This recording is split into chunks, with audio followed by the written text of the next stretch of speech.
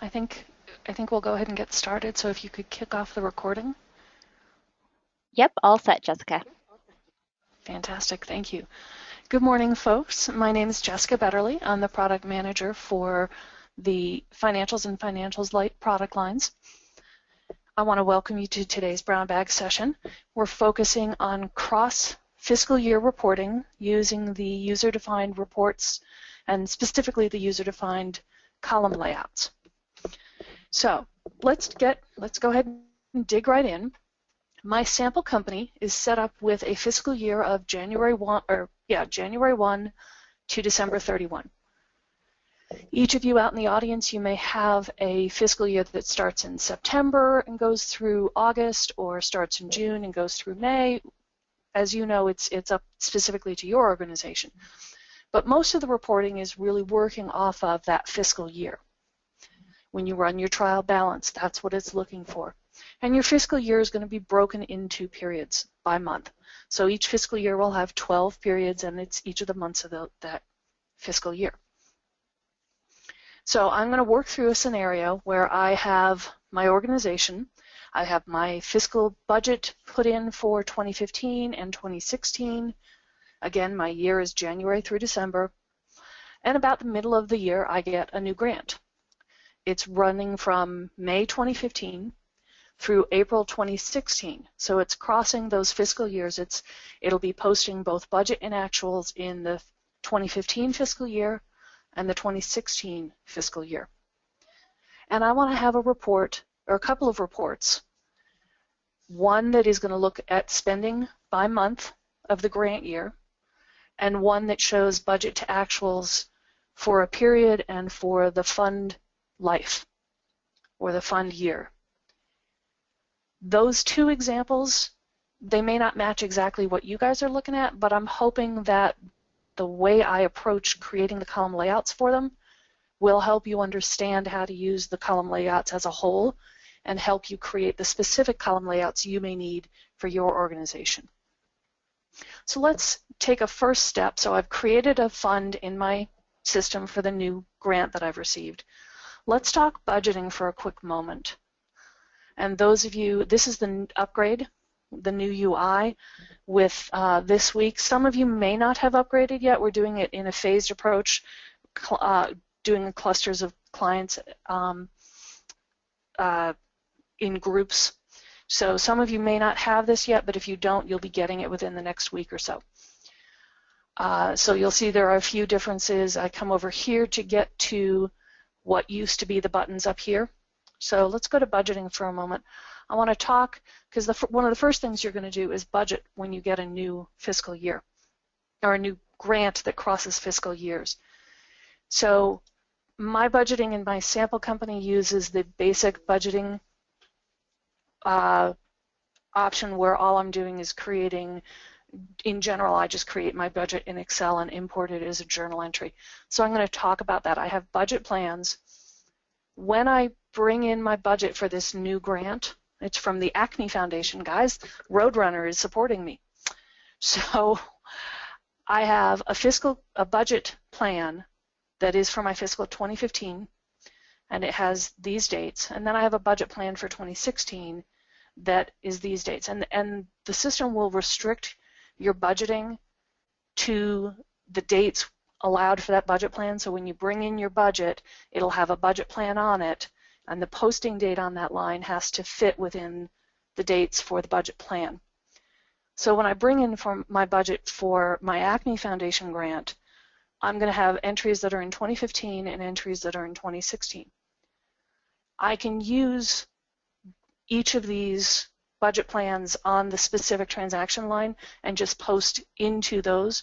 Or if I wanted to, I could create a new budget plan that had a start date of May 2015 and an end date of 2016, and I used just for those Acme Foundation budget entries.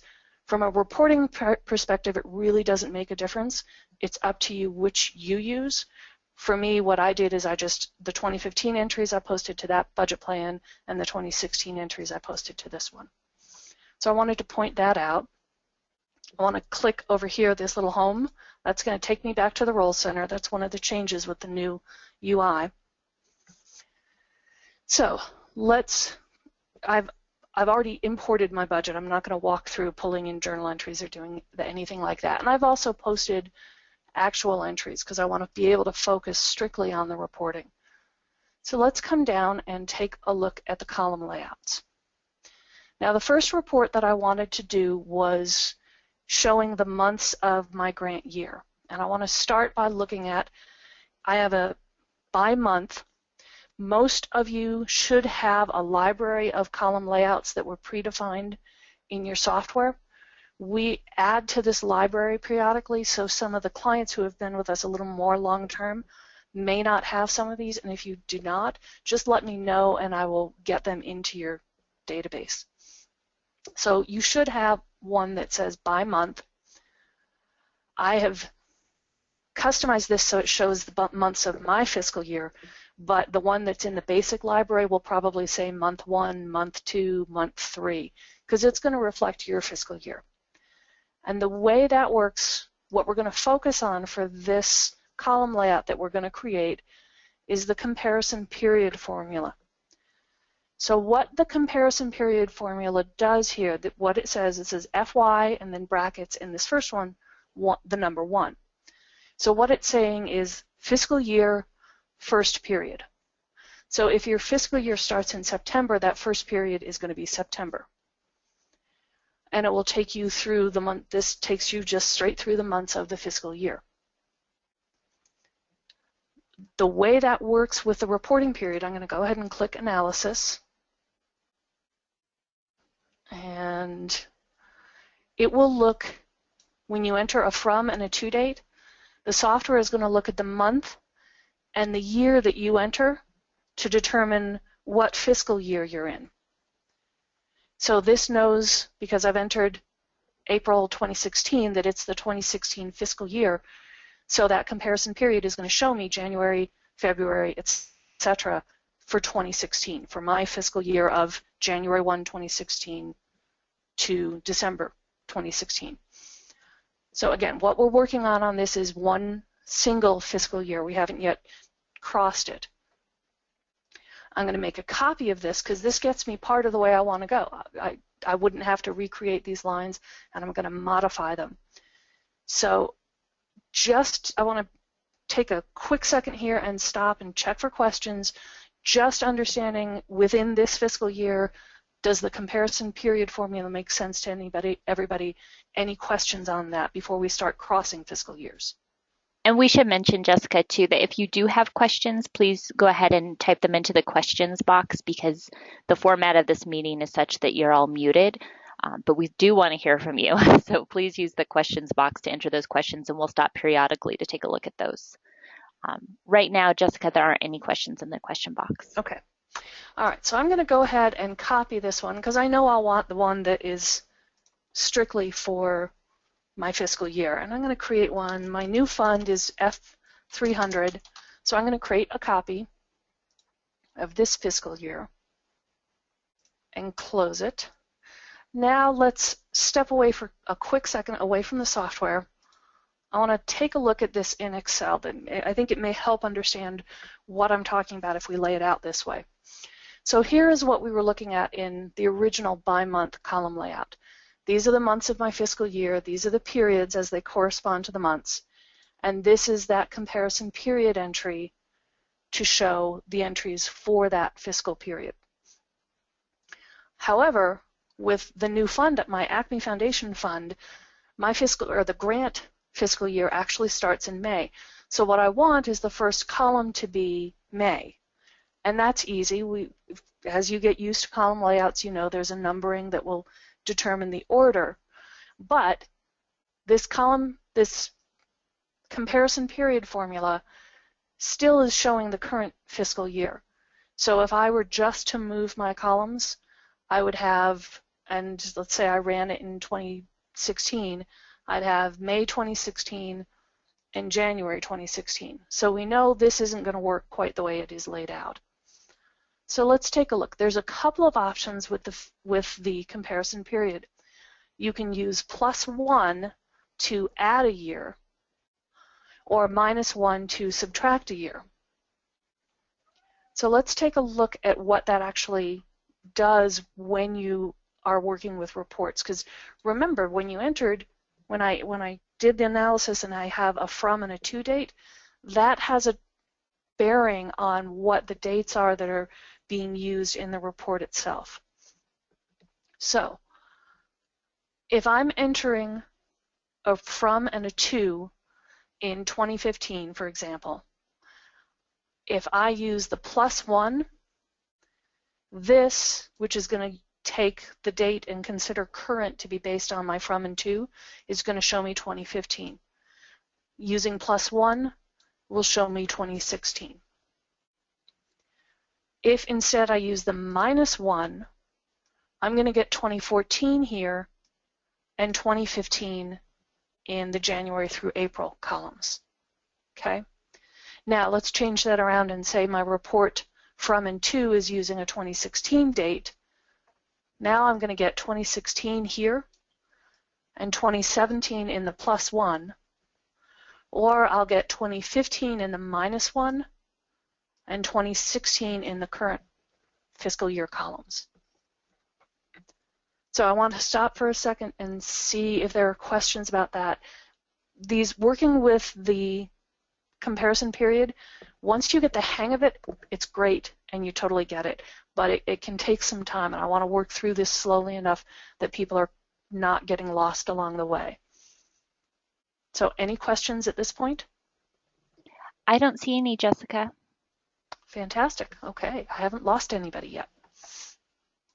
All right, so let's come back to the column layout I just created. And let's say this is not months of the fiscal year. We want months of the grant year for Fund 300. Okay, and that's May through April. All right, so our first step is to reorganize. Oh, and let me show you, if you haven't found it yet in the new UI, one of the nice things, we call these fast tabs here, these headings. You can actually close these to give you a little more space and open them. So I'm going to close that, give myself a little bit more space. My last column here is December, because I copied from the original, and that's line 1300. So if I renumber this as 1400 and so on, it's going to move these columns so that they're the last in the display. Come on. Take that quick second to do that. Come on.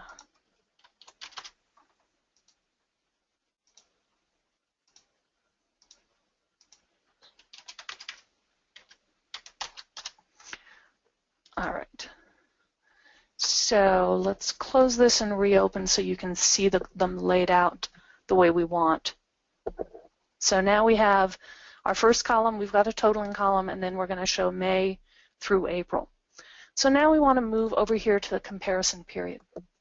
Now here's where I can make suggestions on just making this repeatable. As a rule, when I'm doing these kinds of reports, I try to run the report for the last month of the period that I'm looking at. That way I know I'm just being consistent and have a way of just remembering what I'm doing. So let's take a look back here. Excuse me. So this new grant runs from May 2015 through April 2016. So that means I'm going to be running this report for April 2016 in the from and the to. The columns are going to drive more data than just April 2016, but that helps drive what's showing. So if I want to see 2015 through 2016, that means I want to have a -1 on these first columns. So let's go ahead and change this here.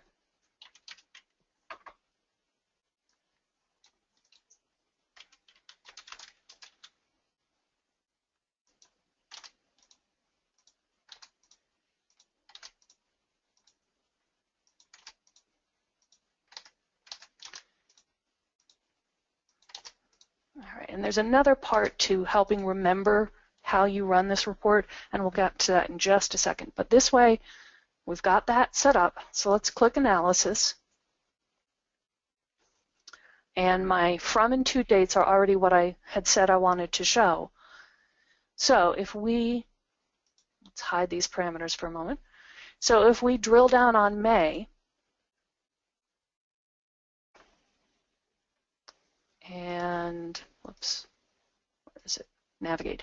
Show filters, we can see that column is showing us May 2015. Let's close that. If we come to January,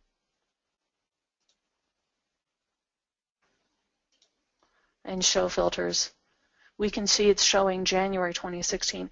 And I really strongly recommend, if as you're building these reports, do exactly what I'm doing, which is click Analysis, take a look at it, drill down, look at the filters, and make sure that it's all coming together the way you expect it to.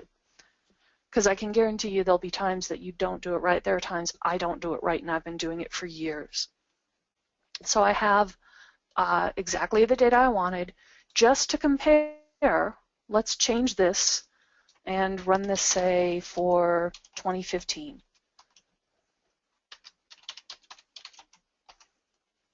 Okay, I don't have any data showing.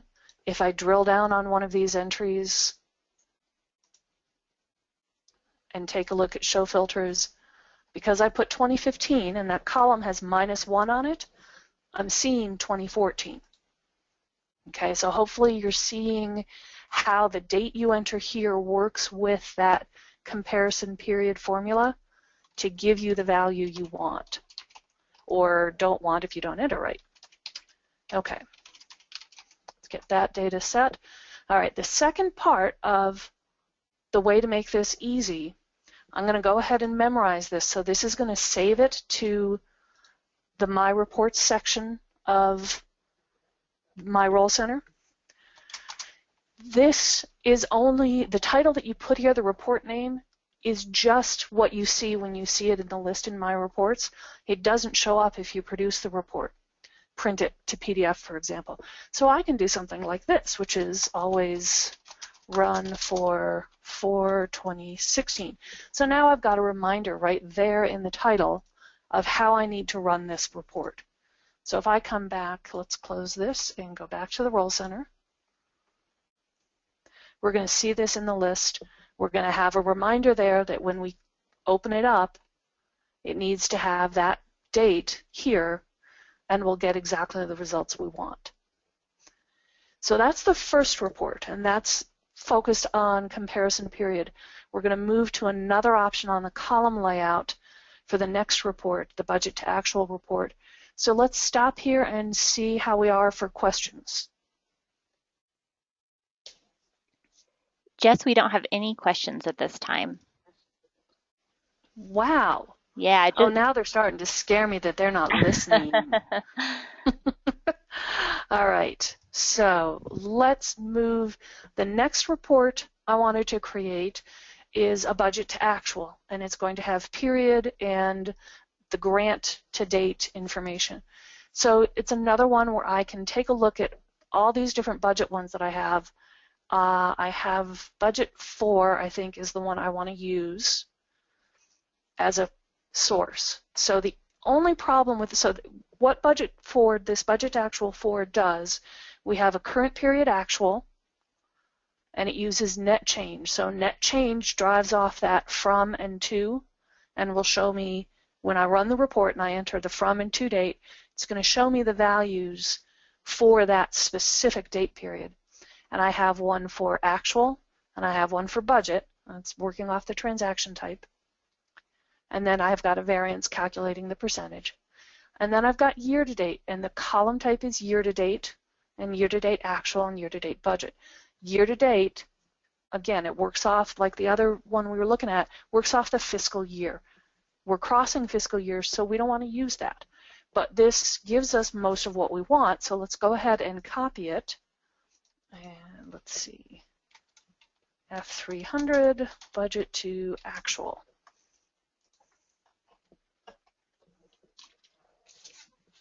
All right, let's close this. And there's the new one. All right, and let's expand the FAST tab for a bit because we budget to actuals, the variance, and this is not, we don't want this to be year-to-date. This is, and fund to date F300. All right. Let's hit that. All right, so what I'm going to do here is instead of year-to-date, I'm going to use balance at date. So the way balance at date works is it looks at that from and to date that you enter, and it uses the to date. So it takes everything posted from the beginning of time to the to date. So let's look at that in analysis. And this time, instead of April, let's leave it at April. I think that's fine. So I have current period, so this is showing me if we drill down on that entry and look at show filters, it's looking at that from and to period that I entered. Okay, so April 1 through April 30. And we're filtering on our specific fund, so that's for this period and that's the variance. And here's year to date. If we drill down on year to date, and actually that's a little confusing. Let's close this for 1 second. I want to change the column. That's really not year to date, that's fund to date. So we don't want to get confused that year is the fiscal year. All right, so let's go back. All right, so fund to date, if we drill down here and show filters again, what we see is blank through the last date we entered in the from to, April 30th, 2016. That means, again, every single thing that has been posted to this fund from the beginning of time will be reported in this column. All right? So if we change our from and to date, that's going to change what the date ranges are that are being used by those columns. There's one other complexity. So now we've got the information, we're crossing fiscal years, but there's one other complexity I want you to be aware of when you're looking at these entries. When you get to the end of your fiscal year, you should be running the year-end process. And what that does is it takes your revenue and expense and rolls it into your net asset account. So if you look at the balance at an expense account, that's what we're looking at right now, our expenses. Right after you run closing, the balance on that expense account is going to be zero because it's zeroed out, it's netted to zero because the balances have moved to net asset. So I want you to keep a look at these numbers. Right now it looks like I have vastly underspent my fund. This setting here, exclude closing entries, right now it's no, so I'm including my closing entries. So effectively what I'm seeing are just balances since I ran closing. If I exclude the closing, see how my values end? Now I'm excluding those closing entries from the results that I'm getting here. So now I'm getting true what got posted against that expense for those periods that I entered. I hope that makes sense. That one is a little confusing, but it's an easy thing to trip over. We do have a question. Do we have a question? Yeah, we do. We have a couple. What if you receive an annual grant for the same fund in 2 consecutive years? Can you limit the beginning date? That gets a little more complicated, but I believe you can using, in that case, what you would use is, oops, I didn't mean to close that. Instead of beginning balance at date, you would go ahead and use net change and your comparison period would show a range. So I think you would do, and I'd have to work this out, a -1 period, say 5, through the current 6. So it might look And again, I'd have to play with it. I didn't try that scenario.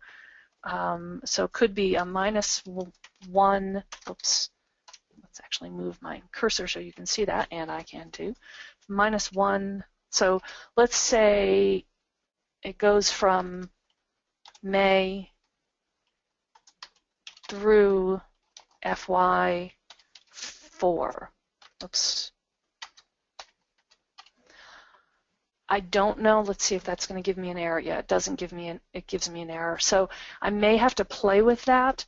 I'm sure there's a way to get that, and it may actually, what it might wind up being is you create a column for one set of months in a fiscal year, so May through December, and another column for January to April of the next fiscal year, because I know I can do that in one fiscal year. So let's say it was FY 5 through 12.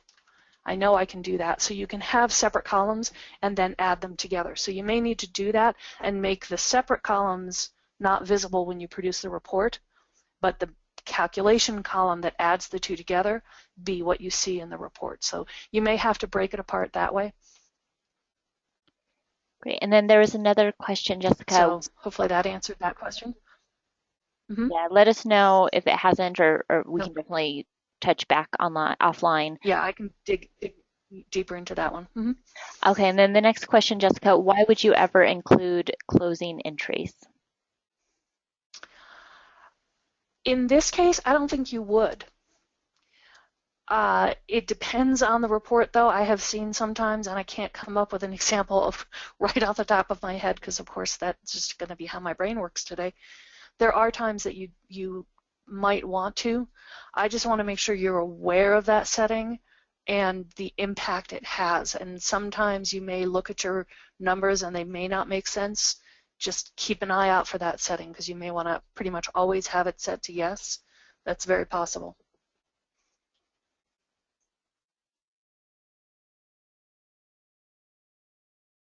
So maybe an example would be if you were looking at beginning balances that you post. Let's say you have a report where you're looking at your net asset accounts. Your beginning balances that you post to net asset are not closing entries. So you may want to pull your beginning balances. In that case, that you'd want to exclude any closing entries. That could be one example.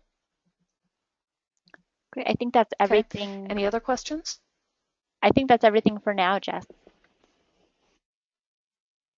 Okay. Well, let's change this back quickly. This one doesn't have quite the same reminder that we need when we save it to our My Reports, but, oops, I want to go back into analysis. I can memorize the parameters for this as well. And so now I've got two reports here for my Fund 300, these specifically looking at expenses. And I don't have to worry about the fiscal year getting mixed up and changing my results or not giving me everything I need. So I ran through that a little faster than I thought I would. I've mentioned working with these comparison periods and working with the entry type and how those settings interact with the from and to date. Sometimes you just have to play a bit. So I absolutely recommend when you're in there and you're building your report, click analysis, drill down, look at the filters, make sure it's doing what you expect it to do. There's always a logical reason why it does what it does, but it may not be doing what you think it would do just based on how those things work together. So, questions? Again, you guys are being very quiet, which makes me ever so nervous. We did have one come in, Jessica. What is the difference between comparison? Oh, good. What is the difference between comparison date formula and comparison period formula? Okay. So let's go back to the column layout. In general, I'm going to recommend that you use comparison period, because that is looking at the actual periods of your fiscal year, whether it's a -1 or a +1 or the current fiscal year. It is looking at the whole month. If you use comparison date, you can do the same kind of thing, but it's also going to use your from and to date. So let me see if I can talk through this, because I actually started this exercise using comparison date, and I had a code in comparison date saying I want to look at month 1, month 2, month 3. But in that example, I had I was using a grant that started in March and went through February. And so I went and did my routine, which I told you guys. When I run these, I use the from and to dates for the last month of that period, so I'm consistent. So for my example, that was February 1 through February 28th, 2016. Well, because it's using date, it was using the first day of the month through the 28th for all the months within the year.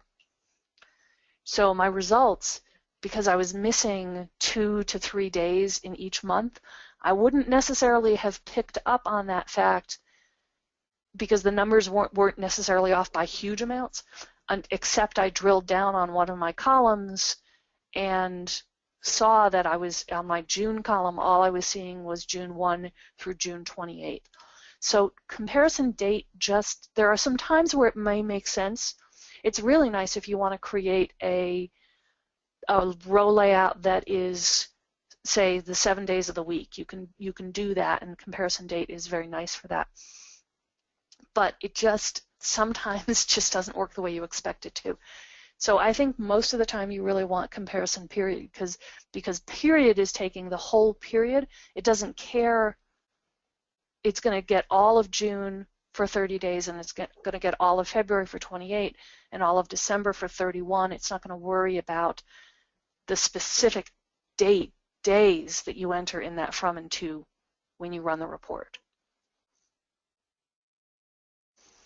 So hopefully that answered the question. More questions, Em? We don't have any right now. We can certainly give folks a few minutes to type them in. Okay. Otherwise, I hope this was useful for you guys. I hope it gives you ideas to go and create your own row and column layouts. If you have questions, please feel free to email support.